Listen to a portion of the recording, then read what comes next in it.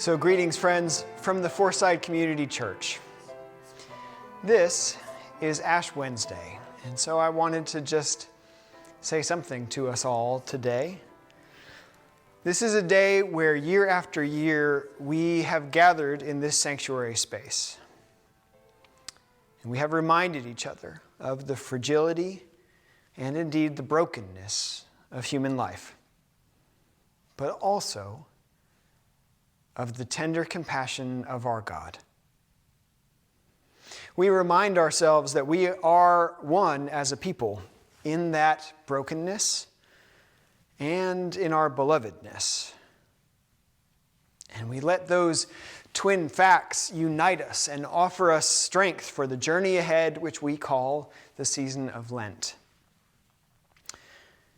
We share and we show the ashes and dust from the very depths of our lives, and the truth that in Christ we rise. I have spent a lot of time thinking about how we might share these things again this year, and I've come to the conclusion that we can't share the ashes and the prayers in the in-person sense that would make sense for our congregation right now. There's something that is very tender and very important and heavy about literally touching one another with ash. And I'm not sure that we could do that in a way that felt whole this year. I'm not sure we need to in quite the same way. In the midst of this pandemic year, we are aware all of our fragility. And we have seen so clearly the ways in which we are broken in our health, in our access to health, in our injustices, in divisions which have wounded and continue to wound our common life as a people. Here in this congregation, we are grieving dear friends who have died in this year, some of whom we have lost to suddenness and shock, some who found their way to later days that we all hope to reach, but whom we still grieve just as tenderly when the loss comes. So we might be all too aware of our own fragility, our need for God, the dust of life which can sometimes threaten to overwhelm us, especially as we cannot gather and hold each other tenderly in these things. And yet, if we were to be in this room together this year, I would read you this, as Paul writes to the church in Corinth. So we are ambassadors for Christ, since God is making his appeal through us. We entreat you on behalf of Christ, be reconciled to God. For our sake, he made him to be sin who knew no sin, so that in him we might become the righteousness of God.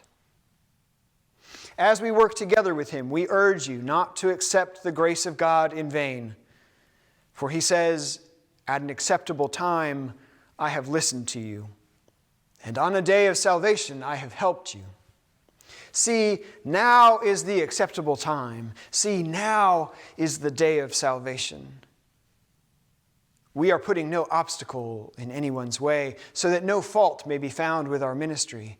But as servants of God, we have commended ourselves in every way, through great endurance in afflictions, hardships, calamities, beatings, imprisonments, riots, labors, sleepless nights, hunger, by purity, knowledge, patience, kindness, holiness of spirit, genuine love, truthful speech, and the power of God, with the weapons of righteousness for the right hand and for the left, in honor and in dishonor, in ill repute and in good repute. We are treated as impostors, and yet are true, as unknown, and yet we are well known, as dying, and see, we are alive. As punished and yet not killed, as sorrowful yet always rejoicing, as poor yet making many rich, as having nothing and yet possessing everything.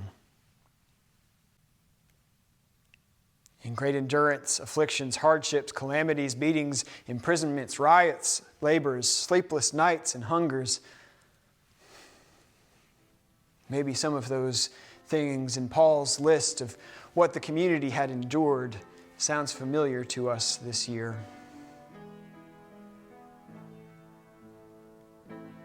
And yet,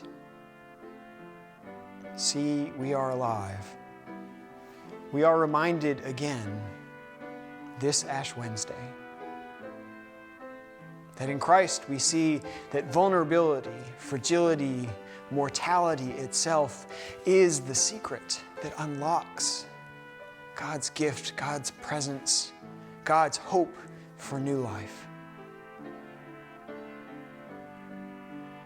So friends, we hold both these truths, knowing that they free us to be ambassadors for Christ. We are dust, and we are beloved. Know that this whole community of faith gives thanks to God for you this day. And whatever is broken, and whatever yearns for wholeness, know that we see in your face the face of the risen Christ, calling us to new life and ministry together. May you be blessed this day to be a blessing to the world. Amen.